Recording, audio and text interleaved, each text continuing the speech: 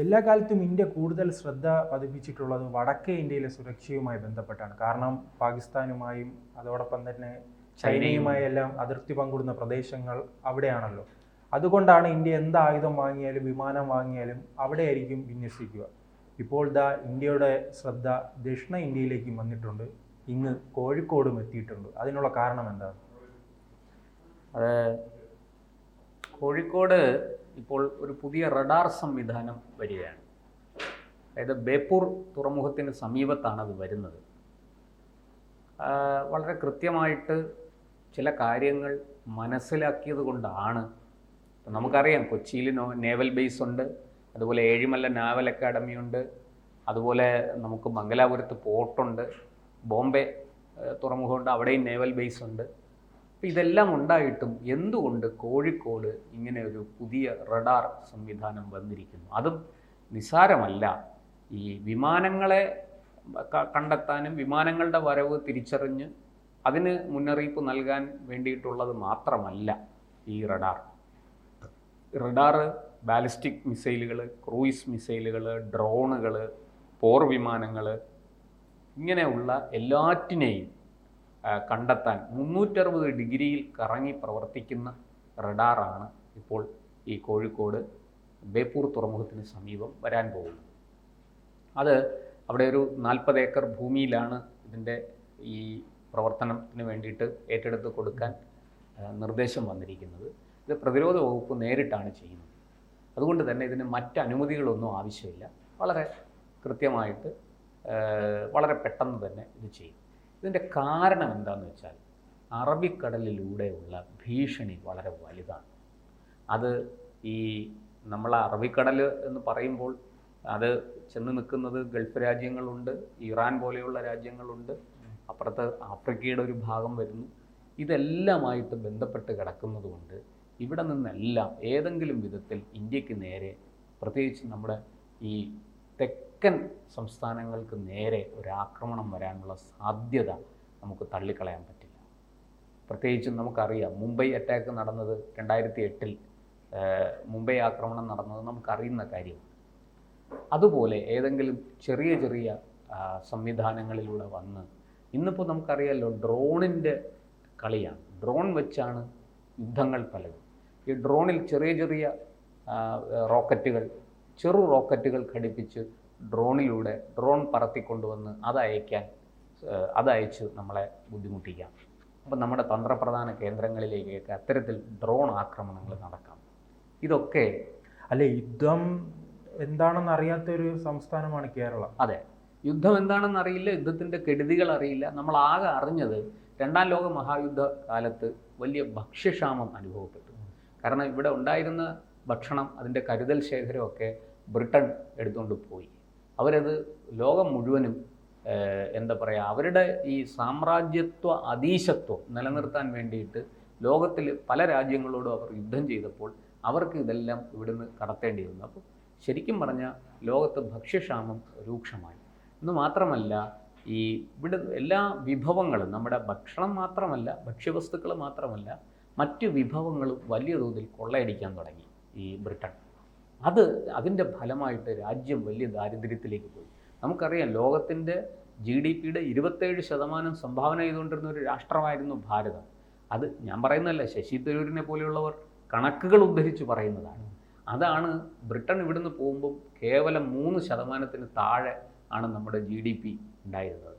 അവിടെ നിന്നാണ് ഇപ്പോൾ നമ്മൾ വളർന്ന് വലുതായിപ്പോൾ ഈ 5 മേളിലേക്കും 7-ലും 8-ലും 6-ലും ഒക്കെ എത്തി നിൽക്കുന്നത്. എന്തായാലും അതൊക്കെ പഴങ്കഥകളാണ്. പക്ഷെ ഇപ്പോൾ നമ്മൾ വലിയ ഭീഷണികൾ നേരിടുന്നുണ്ട്. ഇത് നമുക്ക് അപകടമുണ്ടാക്കും. ഇപ്പോൾ തന്നെ നമുക്കറിയാം, തിരുവനന്തപുരത്ത് ഒരു ബ്രിട്ടൻ്റെ ഒരു യുദ്ധവിമാനം വന്ന് കിടപ്പുണ്ട്. അതൊരു സ്റ്റെൽത്ത് വിമാനമാണ്, ബോംബറാണ് എന്നൊക്കെ പറയുന്നുണ്ട്. വിമാനം ഏതുമാകട്ടെ, അതൊരു പോർ വിമാനമാണ്. അത് നമ്മുടെ അതിർത്തി കടന്നു എന്ന് പറയുന്നു. അങ്ങനെ നമ്മുടെ ഉടൻ തന്നെ അവിടെ ഇടപെടുകയും അതിനെ ജാം ചെയ്യുകയും അത് അവസാനം നമ്മുടെ നിയന്ത്രണത്തിൽ ഇവിടെ കൊണ്ടുവന്ന് ഇറക്കുകയും ചെയ്തു. അതിന് ചില കേടുപാടുകളുണ്ടായി, അതുകൊണ്ട് അത് തിരിച്ചു കൊണ്ടുപോകാൻ പറ്റുന്നില്ല എന്നൊക്കെയാണ് പല വാർത്തകളും അതിനെ സംബന്ധിച്ച് പുറത്തു വരുന്നുണ്ട്. എന്തൊക്കെ തന്നെയാണെങ്കിലും അത് ഉണ്ടാക്കുന്ന ആശങ്ക ചെറുതല്ല. അപ്പോൾ അതുകൊണ്ട് തന്നെ ഈ കേരള തീരത്ത് സുശക്തമായ ഒരു സംവിധാനം നമുക്കറിയാം. ഈ ബോംബെ മുതൽ ഇങ്ങ് ചുറ്റി നമ്മുടെ ഈ കന്യാകുമാരി മുനമ്പ് ചുറ്റി അങ്ങ് കൽക്കട്ട വരെയുള്ള ഒരു നീണ്ട തീരം നമുക്കുണ്ട്. എത്ര ആയിരം കിലോമീറ്ററുകളാണ് കടൽ തീരം നമുക്കുള്ളത്.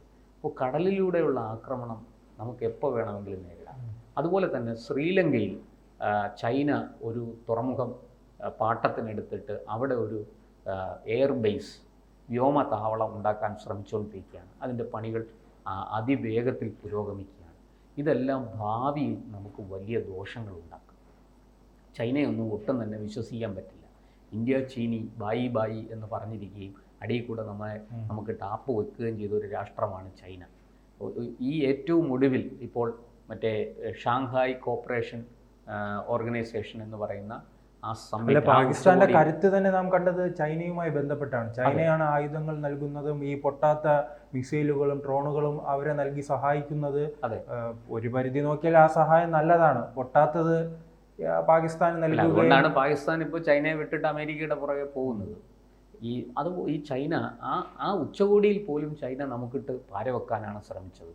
പഹൽഗാം അറ്റാക്കിനെ കുറിച്ചൊരു അക്ഷരം മിണ്ടാതെ ബലൂചിസ്ഥാനിൽ ട്രെയിൻ റാഞ്ചി കൊണ്ടുപോയത് എന്തോ വലിയ സംഭവമാണ് എന്ന് പറഞ്ഞ് ഭീകരതയെ അപലപിക്കാൻ. അതൊക്കെ മൂന്നാംകിട തരംതാണ ചില രീതികളാണ്. അപ്പോൾ ആ ചൈനയൊന്നും അതുകൊണ്ട് തന്നെ ഒരിക്കലും വിശ്വസിക്കാൻ പറ്റില്ല. അവൻ എവിടെ ഇരുന്നു ആർക്കെതിരെ എന്തും ചെയ്യും. ഇതെല്ലാം മുൻകൂട്ടി കണ്ടാണ് ഈ പറയുന്നത് പോലെ കേരളത്തിൻ്റെ തീരത്ത്, അതും കോഴിക്കോട്, ഇത്തരത്തിലൊരു റഡാർ സംവിധാനം കൊണ്ടുവന്നിരിക്കുന്നത്. ഇനി നമുക്ക് മറ്റൊരു കാര്യം കൂടി നമ്മൾ ശ്രദ്ധിക്കണം. ഇസ്രായേൽ ഇറാനെ തകർത്തത് എങ്ങനെയാണ്? ഇറാനുള്ളിലേക്ക് ചാരന്മാർ നുഴഞ്ഞു കയറിയിട്ട് ചെറിയ വാഹനങ്ങളിൽ ഡ്രോണുകളും സ്ഫോടക വസ്തുക്കളും അവിടെ എത്തിച്ചു.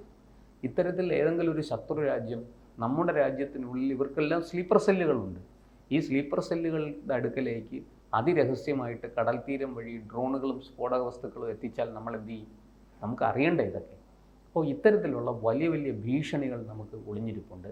അതിനെ നേരിടാനാണ് വാസ്തവത്തിൽ ഈ റഡാർ സംവിധാനം ഇപ്പോൾ അവിടെ സ്ഥാപിക്കുന്നത്. ഞാൻ നേരത്തെ പറഞ്ഞല്ലോ, 360 ഡിഗ്രിയിൽ പ്രവർത്തിക്കുന്ന ഒരു സംവിധാനമാണ്. മാത്രമല്ല നമ്മുടെ DRDO ഇപ്പം ഏറ്റവും പുതിയ സ്റ്റെൽത്ത് വിമാനങ്ങളെ പോലും കണ്ടെത്താൻ കഴിയുന്ന ഒരു റഡാർ വികസിപ്പിച്ചതായിട്ട് നമ്മൾ തന്നെ ഒരു വാർത്ത നേരത്തെ ചെയ്തതാണ്. അപ്പോൾ അത്തരത്തിലുള്ള പുരോഗതി നമുക്ക് നല്ല രീതിയിലുണ്ട്. മാത്രമല്ല ഇത്തരം കാര്യങ്ങൾ നമുക്കിപ്പോൾ ഡിഫൻസിൽ നമ്മൾ വലിയൊരു ശക്തിയാണ്. പ്രതിരോധ രംഗത്ത് നമ്മൾ പണ്ട് പ്രതിരോധ ഉൽപ്പന്നങ്ങൾ നമ്മൾ ഇറക്കുമതി ചെയ്തുകൊണ്ടിരുന്നെങ്കിൽ ഇന്ന് നമ്മളത് കയറ്റുമതി ചെയ്യുന്ന അവസ്ഥയിലേക്ക് വളർന്നിട്ടുണ്ട്. അപ്പോൾ എല്ലാ അർത്ഥത്തിലും ഭാരതം മുന്നോട്ട് കുതിക്കുകയാണ്. മാത്രമല്ല ഈ പറഞ്ഞതുപോലെ നമ്മുടെ എക്കോണമി എന്ന് പറയുന്നത് 4 ട്രില്യണിലധികമായി. ഇന്നിപ്പോൾ നമ്മൾ ജപ്പാനെ പിന്തള്ളി 4ാം സ്ഥാനത്തെത്തി. വൈകാതെ തന്നെ 1-2 വർഷത്തിനുള്ളിൽ ജർമ്മനിയെ പിന്തള്ളി നമ്മൾ 3ാം സ്ഥാനത്തെത്തും എന്ന് IMF ഉൾപ്പെടെയുള്ളവർ പറയുന്നു. ഇതെല്ലാം വെച്ചുകൊണ്ട് നോക്കുമ്പോൾ നമ്മുടെ സുരക്ഷ വർദ്ധിപ്പിക്കേണ്ടത് വളരെ അത്യാവശ്യമാണ്. കാരണം നമ്മുടെ വളർച്ചയിൽ അസൂയാലുക്കളായ രാഷ്ട്രങ്ങളുണ്ട്. അവർ ഈ പാകിസ്ഥാനെ പോലെയുള്ള ഏതെങ്കിലും ശരിക്കും പറഞ്ഞാൽ പേപിടിച്ച രാഷ്ട്രങ്ങൾ അവയെ വിലക്കെടുത്ത് നമുക്കെതിരെ ഇത്തരത്തിലുള്ള കുഴപ്പങ്ങൾ ഉണ്ടാക്കും. അതുകൊണ്ട് എല്ലാ അർത്ഥത്തിലും നമ്മൾ സജ്ജരായിരിക്കണം. ആ സജ്ജരായിരുന്നാൽ മാത്രമേ നമുക്ക് ഏത് ആക്രമണത്തെയും പ്രതിരോധിക്കാൻ കഴിയുള്ളൂ. അങ്ങനൊരു പ്രതിരോധത്തിൻ്റെ ഭാഗമാണ് ഈ കോഴിക്കോട് ഇപ്പോൾ ഇത് വന്നിരിക്കുന്നത്, ഈ റഡാർ സ്ഥാപിക്കുന്നത്. ഇതുപോലെ രാജ്യത്തിൻ്റെ മറ്റു പല ഭാഗങ്ങളിലും കടൽ തീരങ്ങളിൽ നമുക്ക് ഇത്തരം സംവിധാനങ്ങൾ, പ്രതിരോധ സംവിധാനങ്ങൾ വരും. ഇപ്പോൾ തന്നെ ഈ സുദർശന 400 എന്ന് പറയുന്ന വ്യോമ പ്രതിരോധ സംവിധാനം, മിസൈലുകളെ ഇങ്ങോട്ട് വരുന്ന മിസൈലുകളെ ആകാശത്ത് വെച്ച് തന്നെ തകർത്ത് കളയുന്ന പ്രതിരോധ സംവിധാനം, അത് ഇപ്പോൾ കൂടുതൽ എണ്ണം വാങ്ങിക്കുന്നുണ്ട്. അതെല്ലാം ഈ കടലോര സംസ്ഥാനങ്ങളിലേക്ക്, കടൽ തീരമുള്ള സംസ്ഥാനങ്ങളിലേക്ക് കൊടുക്കും. അപ്പോൾ അത് തീർച്ചയായിട്ടും കേരളത്തിലും അത് വരാനുള്ള സാധ്യതയുണ്ട്. കേരളത്തിനും അത് ലഭിക്കും. അങ്ങനെയെങ്കിൽ അവിടെ ഈ റഡാർ പോലെയുള്ള ഇതിൻ്റെ സഹായവും അതിനാവശ്യമാണ്. അതുകൊണ്ട് ഒരുപക്ഷെ അതിൻ്റെയൊക്കെ മുന്നൊരുക്കമാകാം ഈ നടപടി എന്ന് നമുക്ക് കരുതാം. കൂടുതൽ വാർത്തകളും വിശേഷങ്ങളും നിങ്ങളിലേക്ക് എത്താൻ ABC മലയാളം സബ്സ്ക്രൈബ് ചെയ്യുക, ബെൽ ബട്ടണും അമർത്തുക.